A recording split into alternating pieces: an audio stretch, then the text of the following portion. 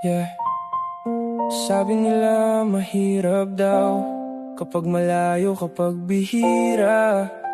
Pero para sa'kin, hindi lahat nasusukat sa lapit ng katawan. Minsan nasa tibay ng puso. Mahirap ba magmahal lang hindi mo laging kasama? Pag walang yakap, walang hawak, walang kita sa mata. Pero para sa'kin, hindi doon nasusukat ang halaga.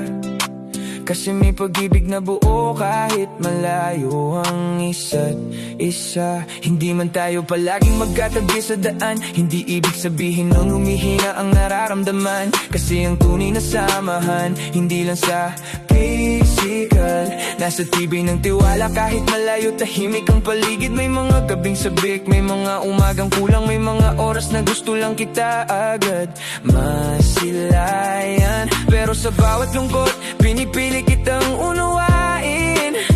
Dahil alam kong pareho nating gustong patatagin. Hindi man madalas ang pagkikita, kung totoo hindi agad nawawala.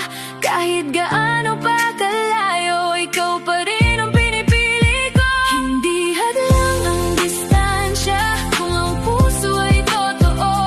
Ang pag-ibig ay nananatili kapag tiwala ang bumubuo.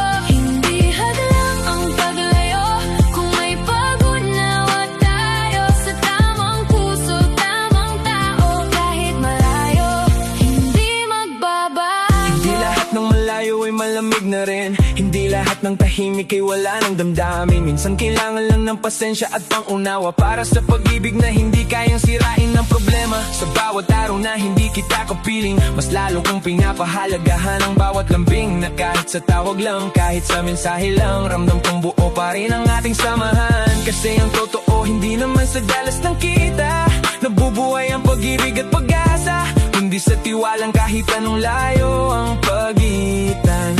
Walang ibang papalit, walang ibang pahihintulutan. Madalas ang pagkikita, kung totoo hindi agad nawawala.